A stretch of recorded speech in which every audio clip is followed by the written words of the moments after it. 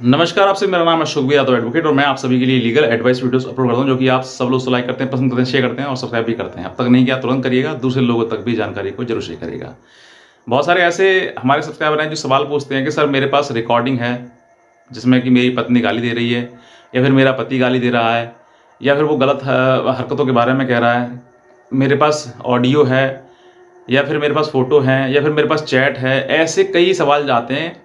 तो वो ये सवाल पूछते हैं कि सर मेरा पास सब कुछ है ये, लेकिन मैं इसको किस तरीके से माननीय न्यायालय के समक्ष इसको पेश कर सकता हूँ, कोर्ट में कैसे दाखिल कर सकता हूँ। तो अगर आपके पास ये चीज़ें हैं तो आप अपने आप को धन्यवाद कहें, क्योंकि आपके पास ये सब कुछ मटेरियल है और इसको आपको कोर्ट में कैसे प्रोड्यूस करना है वो मैं आपको प्रोसीजर प्रक्रिया बता दूंगा। क्योंकि हर व्यक्ति जो है वो ये भी नहीं जानता है कि मुझे किस तरीके से अपने कोर्ट में जो है अपने केस में ये साक्ष्य लगाना है, ये एविडेंस लगाना है। क्योंकि एविडेंस आपके पास होना और एविडेंस को माननीय न्यायालय के समक्ष पेश करना, दोनों में ज़मीन आसमान का अंतर है। आपके पास होगा, आपके पास वीडियो है, ऑडियो है या व्हाट्सअप चैट है या फिर किसी प्रकार की और कोई फ़ोटो वगैरह है आपके पास में, तो अगर आपके पास आपने उनको उनके अपने पास ही रखा और न्यायालय में मतलब आप नहीं प्रोड्यूस कर पाए या तरीके से प्रोसीजर नहीं रहा और फाइनल बेस में जो आपको ये कह दिया कि ये तो एडमिसिबल ही नहीं है क्योंकि ये आपने सही तरीके से नहीं लगाई है, तो आप सोच कर देखिए आपको कितना दुख होगा कि पूरा केस मैंने लड़ने के बाद लास्ट में मुझे पता लगा कि ये तो एडमिसिबल ही नहीं है। मेरे अकॉर्डिंग मैं मतलब उनको कोर्ट पत्रावली पर दाखिल हैं लेकिन वो एज ए एविडेंस नहीं कंसिडर किए जा सकते। तो आपको किन चीज़ों का विशेष ध्यान रखना है और किस तरीके से उसको प्रॉपर तरीके से एडमिट करवाना है, क्योंकि अगर आप एडमिट कराएंगे कोर्ट में तभी ये सब चीज़ें कंसिडर होंगी। अगर एडमिट नहीं हुए तो ये कंसिडर भी नहीं होगी। लास्ट में आपको फाइनली यही मिलेगा कि अरे हमसे इतनी बड़ी भूल कैसे हो गई। तो ये चीज़ें आपको समझनी है। बहरहाल बात करते हैं कि अगर आपके पास ऑडियो, वीडियो या चैट या फोटोग्राफ हैं तो कैसे प्रोड्यूस करना है कोर्ट के सामने। अब मैं आपको एक एक करके बताता हूँ। सबसे पहले अगर आपके पास वीडियो है तो वीडियो को आप किसी भी जो स्टोरेबल डिवाइस है उसमें आप रखें।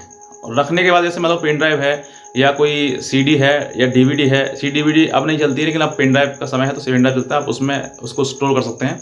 और स्टोर करने के बाद जो है उसमें जो जो बातें कही गई, मतलब जिसके बीच में बातें चल रही हैं या फिर वो जो वीडियो में कहा गया है, वो एक एक चीज़ जो है आप अपना नरेट करें। नरेट का मतलब कि संवाद पत्र बनाएं और संवाद में एक एक चीज़ जो चीज़ आपके बीच चल रही है उन सब बातों को एक एक करके लिखें कि मैंने ये कहा, उसने ये कहा, मैंने ये कहा।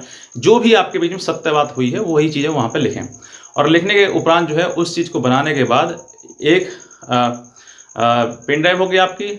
उसके बाद एक उसी के पास में section 65 B of evidence act के तहत आप अपना एक शपथ पत्र या फिर प्रमाण पत्र उसमें लगाएं कि मैंने जो चीज़ें हैं वो किसी प्रकार कोई एडिट नहीं हुई हैं, सब कुछ सत्य है और ये इसको मैं माननीय न्यायालय में प्रोड्यूस करना चाहता हूँ, प्रोड्यूस होने योग्य हैं।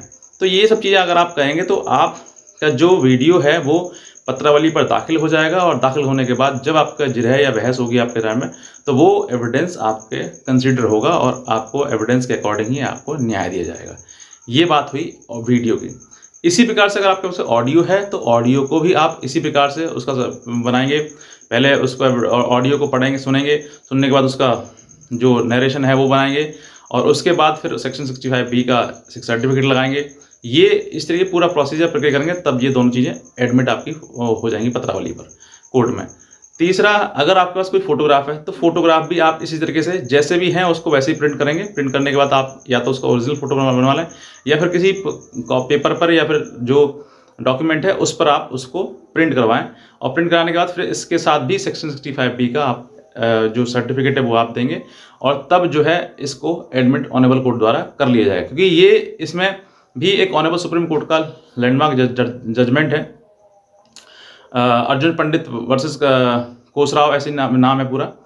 अर्जुन पंडित का मतलब ऑनरेबल सुप्रीम कोर्ट का ये जजमेंट है जिसमें कि स्पष्ट रूप से कहा गया कि अगर आप डिजिटल कोई भी रिकॉर्ड ऑन पत्रावली या फिर रिकॉर्ड पर आप लेना चाहते हैं तो उसको आपको सेक्शन 65 का जो बी का जो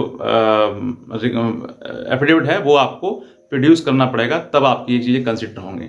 बहरहाल बात करते हैं अगर फोटो हो गई, इसी प्रकार से अगर चैट है आपकी तो चैट भी आपको एक फोटो हो गई यानी कि डिजिटल से संबंधित हो गया तो उसके साथ भी आपको सेक्शन 65 बी का ही सर्टिफिकेट आपको माननीय न्यायालय में प्रोड्यूस करना पड़ेगा। ये एक प्रक्रिया है जिसमें आप अपना ऑडियो, वीडियो, फोटो या फिर किसी प्रकार की चैट, ये सब चीज़ें आप न्यायालय में दाखिल कर सकते हैं और दाखिल करने के बाद इन सब चीज़ों को कंसिडर किया जाएगा और इन्हीं के अकॉर्डिंग पर आपको जस्टिस यानी कि न्याय दिया जाएगा। ये एक प्रक्रिया है। और आप बहुत सारे लोग ऐसे हैं जो विचलित हो जाते हैं कि सर हमारी बात सुनी नहीं आती है। नहीं, आप कोर्ट पर विश्वास रखिए। मैं कहता हूँ कोर्ट अगर आपके प्रति थोड़ा सा ऐसा व्यवहार जैसे कि डांटने वाला है, तो आप ये समझिए कि आपको ये वरदान है। आपके साथ में आपकी जो कमियां छोटी छोटी कर रही हैं, उन कमियों को सुधारने का आपको एक मौका मिल रहा है। तो आप इन सब चीज़ों को समझिए और समझने के बाद में न्यायालय में जो भी जजमेंट या फिर निर्णय आपके पक्ष में या विपक्ष विपक्ष जो भी आ सकता है, वो आपको समझना है कि वाकई मेरे साथ गलतियाँ क्या हुई हैं, या फिर अगर आपके पक्ष में होता है तो आपको समझना है कि वाकई मेरे साथ में जो हुआ सही हुआ। निर्णय तो लास्ट में आता है, लेकिन लड़ना आपको प्रक्रिया पूरी होती है।